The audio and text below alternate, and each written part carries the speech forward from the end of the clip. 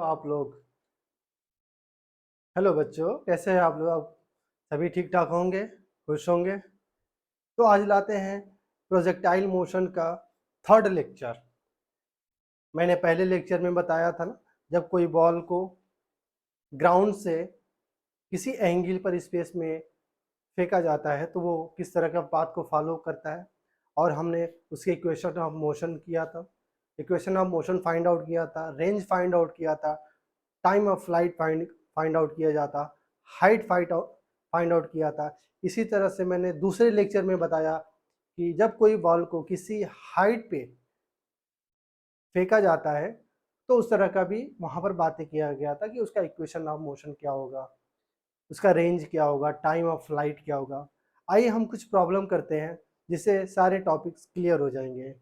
और topic start करने से पहले अगर आपको वीडियो पसंद आया होगा तो आपने लाइक करना है, सब्सक्राइब करना है और क्वेश्चंस को कमेंट करना है।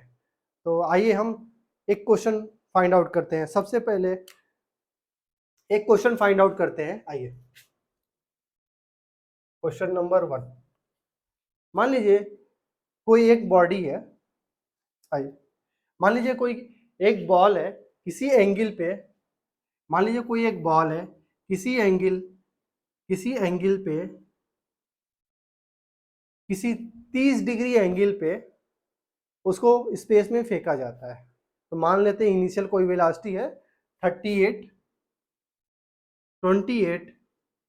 मीटर पर सेकेंड की इनिशियल वेलोसिटी है, और उसको 30 डिग्री एंगल पे स्पेस में फेंका जाता है। हमें पहला फाइंड आउट क्या करना है? फर्स्ट फाइंड आउट करना है कि उसका टाइम ऑफ फ्लाइट कितना होगा। Time of flight. सेकेंड निकालना है। सेकेंड क्या निकालना है कि वो बॉडी जो है मैक्सिमम कितना हाइट कवर करेगा। तो एच फाइंड आउट करना है। तीसरा फाइंड आउट करना है कि रेंज क्या होगा। तो सबसे पहले एक फिगर को ड्रा करते हैं। आइए, सबसे पहले एक फिगर को हम ड्रा करते हैं।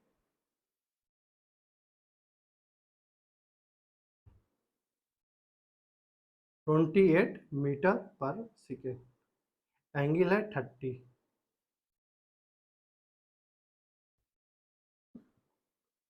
ठीक है, यही हमारा क्वेश्चन है। कोई बॉल को 30 डिग्री एंगल पे इनिशियल 28 मीटर पर सेकेंड से स्पेस में फेंका जाता है। तो वो यहाँ इस पॉइंट से ए से बी तक जाने में, ए से बी तक जाने में टोटल कितना टाइम लेगा, इसी को हम क्या बोलते हैं? टाइम ऑफ फ्लाइट बोलते हैं। दूसरा क्या फाइंड आउट करना है? Maximum height. देखिए मैक्सिमम हाइट यहीं पर है ना, यही हमारा मैक्सिमम हाइट है, ये हमें फाइंड आउट करना है, मैक्सिमम हाइट। तीसरा क्या फाइंड आउट करना है? रेंज क्या करना, रेंज फाइंड आउट करना है। और हमने आपको बता रखा है कि रेंज क्या होता है, एक्स एक्सिस में मैक्सिमम डिस्प्लेसमेंट वही रेंज होता है। तो आपका रेंज आपका यही हो जाएगा, ए से बी का जो डिस्टेंस होगा वही आपका रेंज हो जाएगा। चलिए तो फाइंड आउट करते हैं। तो पहला क्या फाइंड आउट करना है? टाइम ऑफ फ्लाइट, जिसको कैपिटल टी से रिप्रेजेंट किया जाता है।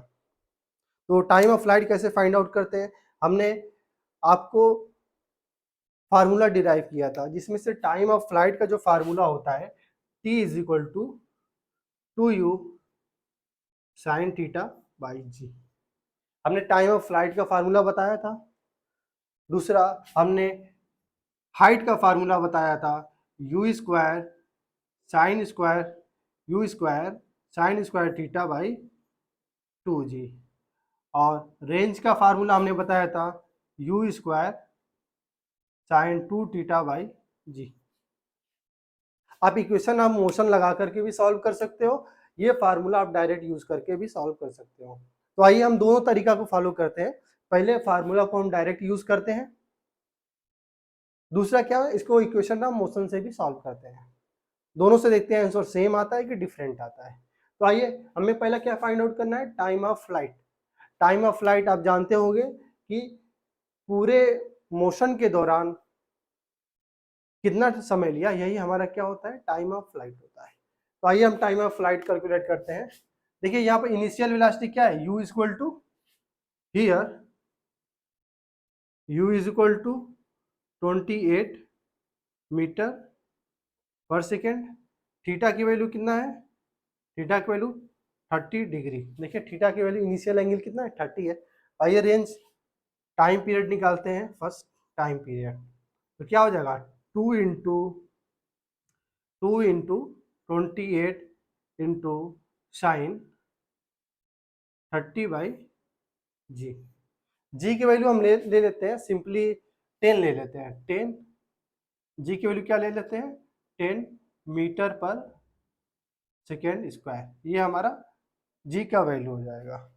तो यहाँ पर ले लेते हैं 10 मीटर पर सेकेंड स्क्वायर।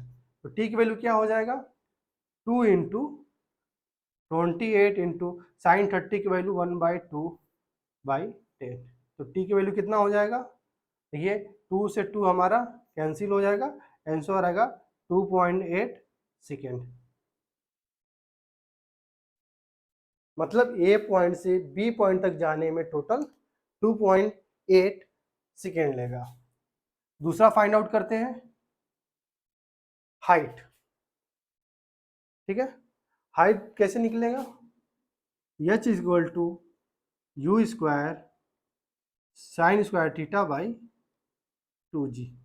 ये हमारा हाइट का फार्मूला होता है जिसको हमने पहले से ही डिराइव कर चुका हूँ।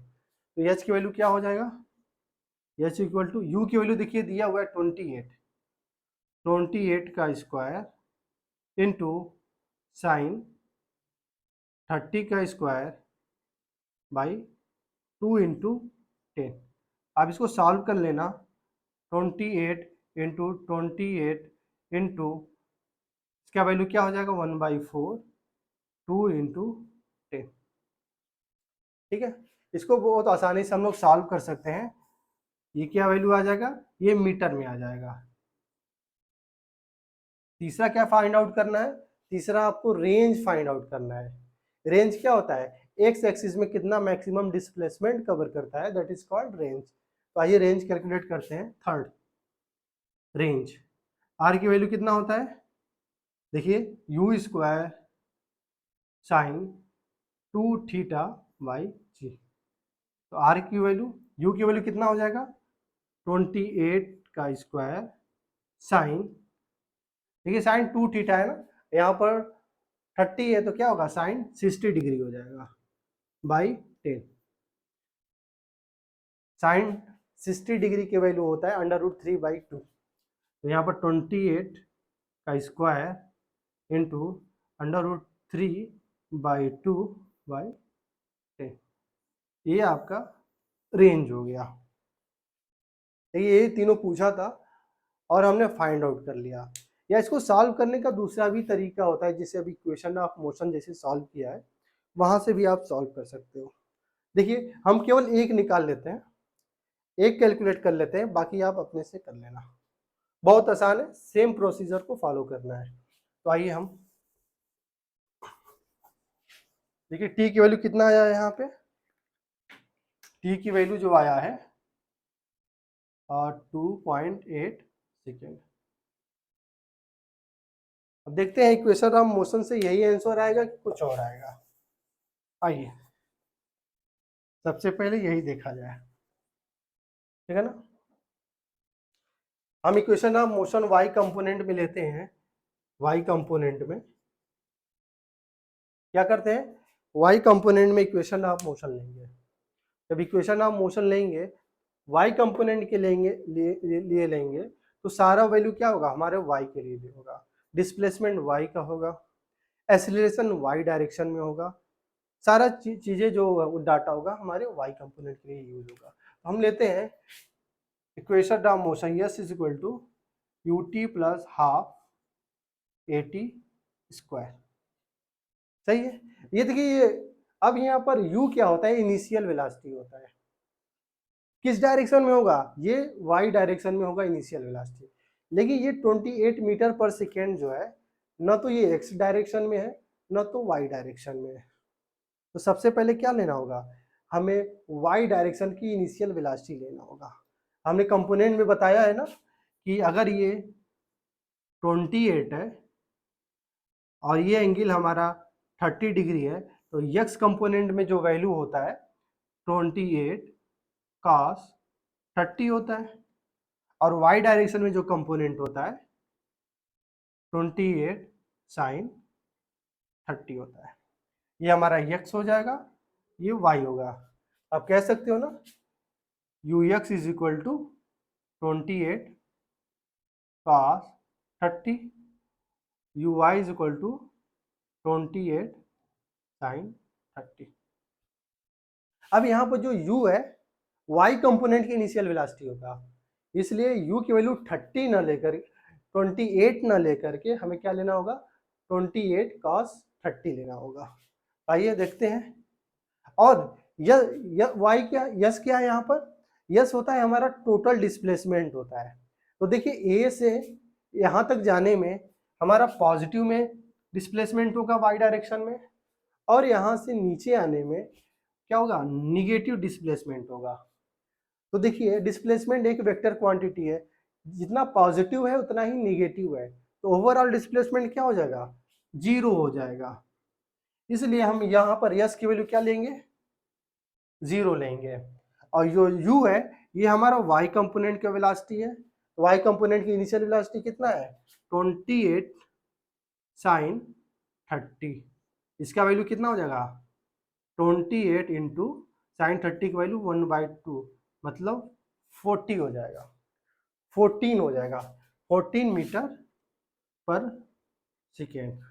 अब देखिए ए क्या है एक्सीलरेशन है, और हमने बताया था वाई डायरेक्शन में जो एक्सीलरेशन होता है वो अर्थ का ग्रेविटी होगा स्मॉल जी के बराबर होगा, ठीक है, ग्रेविटेशनल एक्सीलरेशन होगा। लेकिन हमारे एक्स डायरेक्शन में कोई एक्सीलरेशन वर्क नहीं करेगा, तो ए की वैल्यू क्या हो जाएगा -g, और हम इसको कितना ले लेते हैं 10 मीटर पर सेकेंड स्क्वायर। अब वैल्यू हम पुट करते हैं और t की वैल्यू कैलकुलेट कर लेते हैं, वही हमारा टाइम पीरियड हो जाएगा। तो वैल्यू इसमें पुट करते हैं 0 इज इक्वल टू, अब यहाँ पर क्या है 14 यहाँ पर क्या हो जाएगा 14 into capital T minus half into 10 into capital T का स्क्वायर। यहाँ से हम t को कॉमन ले लेंगे, 14 minus 1/2, 14 minus 1/2 into 10 into t is equal to 0। अब t की वैल्यू देखिए यहाँ पर दो टर्म है ना, यहाँ पर हमें क्या मिल जाएगा t का वैल्यू, t का दो वैल्यू मिलेगा, एक 0 होगा, एक 14 minus half into 10 into t is equal to 0। इसको सॉल्व करेंगे t की वैल्यू कितना हो जाएगा 14 इंटू 2/10, इसका वैल्यू क्या हो जाएगा t की वैल्यू 2.8 सेकेंड। देखिए ये सेम वैल्यू है ना, देखिए ये दोनों एक दूसरे के वैल्यू सेम है, आप डायरेक्ट भी यूज कर सकते हो और इक्वेशन आप मोशन से भी सॉल्व कर सकते हो, दोनों का वैल्यू हमारा सेम आएगा। देखिए यहाँ पर t का दो वैल्यू आया है, ये क्या रिप्रेजेंट करता है, मैंने प्रोजेक्टाइल मोशन के पहले वीडियो में ही बताया था t इक्वल टू 0 का वैल्यू क्या होता है। टाइम पीरियड 2 क्यों मिला है, इसका मतलब ये है टाइम पीरियड 2 मिलने का ये रीजन है कि t इक्वल टू 0 सेकेंड पे, t इक्वल टू 2.8 सेकेंड पे हमारा डिस्प्लेसमेंट क्या होगा 0 होगा। आप देख सकते हो इनिशियली जब t इक्वल टू 0 है, यहाँ पर y एक्सिस पे डिस्प्लेसमेंट क्या है 0 है, और t इक्वल टू 2.8 सेकेंड पे हमारा प्रोजेक्टाइल यहाँ पर आ जाएगा, तो यहाँ पर भी हमारा y डायरेक्शन में डिस्प्लेसमेंट क्या है 0 है, इसलिए देखिए 2 पॉइंट मिला है। इक्वेशन ऑफ मोशन सारे चीजें, इक्वेशन ऑफ मोशन जो है मोशन को हर एक पॉइंट को एक्सप्लेन करता है। तो उम्मीद है इसी तरह से आप क्या निकाल सकते हो रेंज निकाल सकते हो, इसी तरह से आप हाइट भी निकाल सकते हो, मैक्सिमम हाइट कितना कवर किया है। ठीक है, आइए एक नेक्स्ट क्वेश्चन एक और करते हैं जिससे आपका प्रोजेक्टाइल मोशन खत्म हो जाएगा।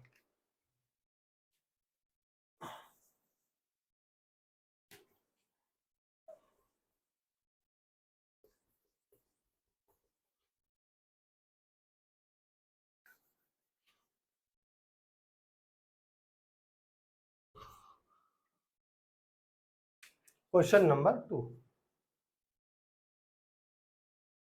आइए हम बात करते हैं क्वेश्चन नंबर 2 का। तो देखिए एक क्वेश्चन हम पढ़ते हैं।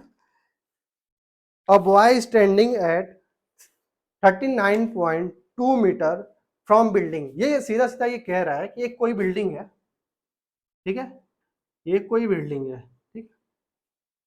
इस बिल्डिंग से 39.2 मीटर पे एक कोई लड़का खड़ा है, एक लड़का यहां पर खड़ा है।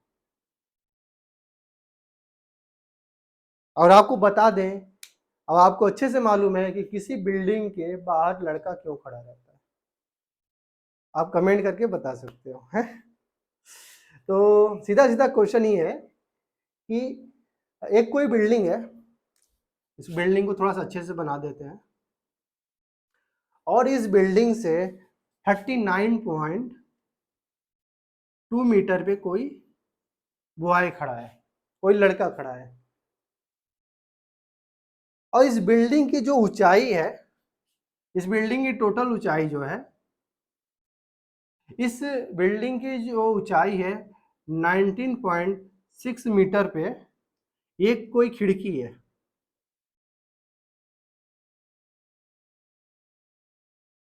देखिए 19.6 मीटर पे एक कोई खिड़की है, ये खिड़की है। आप समझ गए होंगे क्यों खिड़की है।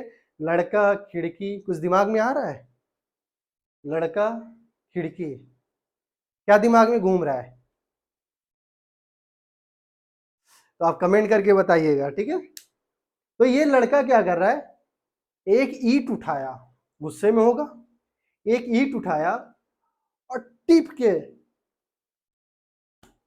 ये खिड़की पे मारा। इसको क्या किया, टिप के एकदम ऐसे मारा, और ऐसा मारा कि खिड़की टूट गया। तो क्वेश्चन ये है कि किस वेलोसिटी से इसने फेंका कि खिड़की टूट गया, वो इनिशियल वेलोसिटी क्या है। ये हमारा, यही हमारा इनिशियल वेलोसिटी होता है u। क्या दिया हुआ है, ये दिया हुआ है कि इस बिल्डिंग से 39.2 मीटर पे कोई लड़का खड़ा है, और इस बिल्डिंग पर कोई एक जंगला है, उस जंगले को कांच लगा हुआ है जिसमें एक लड़का पत्थर से मारता है, वो जंगला टूट जाता है। तो ये क्वेश्चन यही है कि इनिशियल वेलोसिटी क्या होगा, किस वेलोसिटी से वो फेंकेगा जिससे हमारा जंगला टूट जाएगा। मुझे उम्मीद है कि क्वेश्चन समझ में आ गया होगा। हमें क्या पूछ बताना है, इनिशियल वेलोसिटी u, इसी को हमें फाइंड आउट करना है। अगर आप इसको थोड़ा सा आगे बढ़ा दो, ऐसे आगे बढ़ा दोगे, ये एक तरह के प्रोजेक्टाइल मोशन का एक कंप्लीट प्रोजेक्टाइल मोशन हो गया ना। और कंप्लीट प्रोजेक्टाइल मोशन में ये क्या होता है, अगर ए मान ले, ओ मान ले, बी मान ले, ए ओ बी क्या होता है, ये हमारा रेंज होता है, ए ओ बी रेंज होता है। अब यहां से यहां तक की जितना डिस्टेंस होगा उतना ही डिस्टेंस यहां से यहां तक होगा। मैंने लास्ट वीडियो में बता रखा है, पहले ही वीडियो में, यहां से यहां तक जो डिस्टेंस होता है वही डिस्टेंस यहां से यहां तक होता है। ओके, तो अगर हमें रेंज पता करना है r इज इक्वल टू, तो क्या करेंगे, इसका दोगुना कर देंगे, 2 इंटू 39.2 मीटर हो जाएगा, या इसका वैल्यू कितना आ जाएगा, 4.87 मीटर, ये r हो जाएगा। और ये क्या हो जाएगा, ये हमारा हाइट हो जाएगा ना, ये क्या हो जाएगा, हाइट दिया हुआ है, हाइट क्या है 19.6 मीटर। और हमें कैलकुलेट क्या करना है, u की वैल्यू फाइंड आउट करना है। हम जानते हैं h की वैल्यू क्या होता है, हमने फार्मूला पढ़ रखा है, u square sine square theta by 2g। और रेंज का भी हमने फार्मूला पढ़ रखा है, r इज इक्वल टू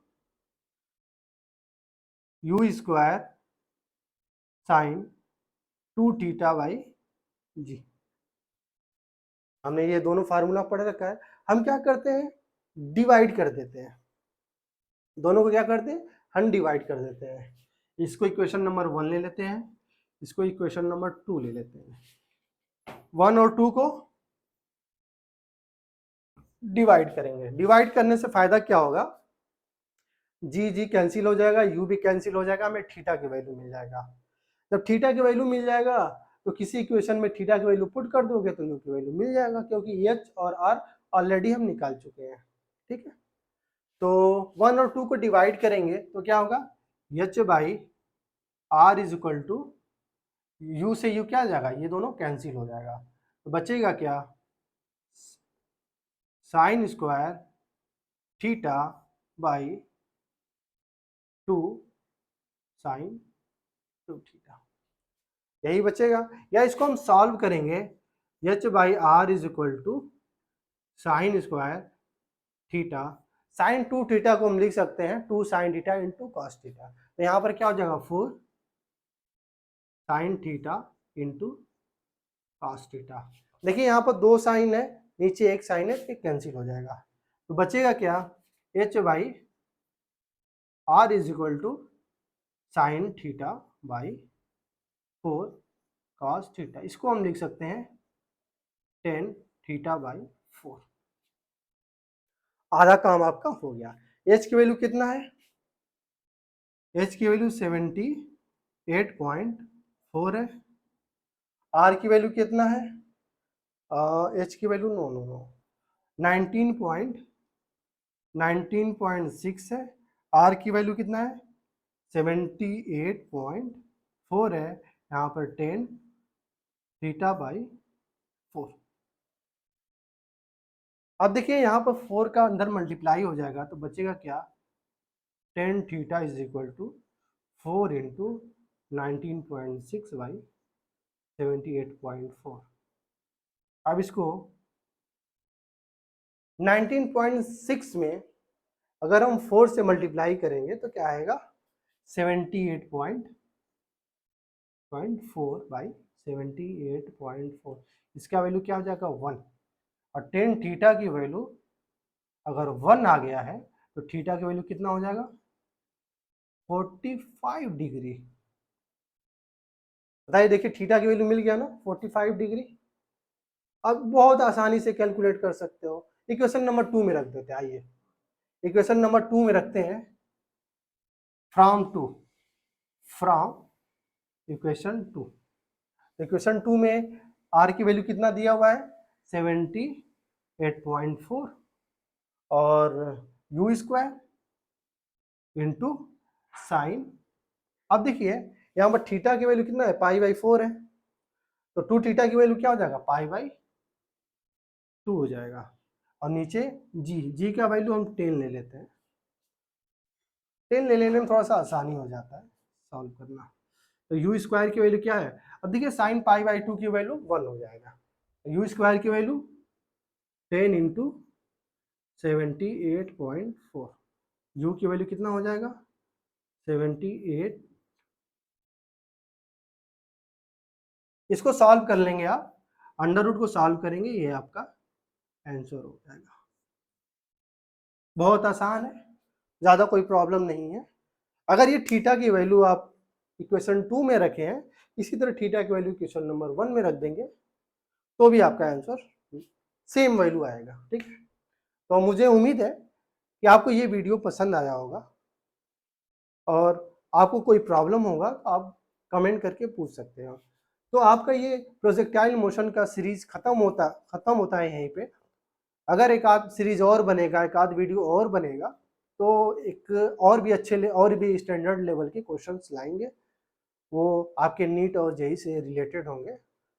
अगर इस तरह के क्वेश्चन और चाहिए, और भी प्रॉब्लम कराना है, तो आप कमेंट करके बता सकते हैं। डेफिनेटली हम और भी क्वेश्चन लाएंगे, क्योंकि वीडियो आप ही के लिए बनाया जा रहा है।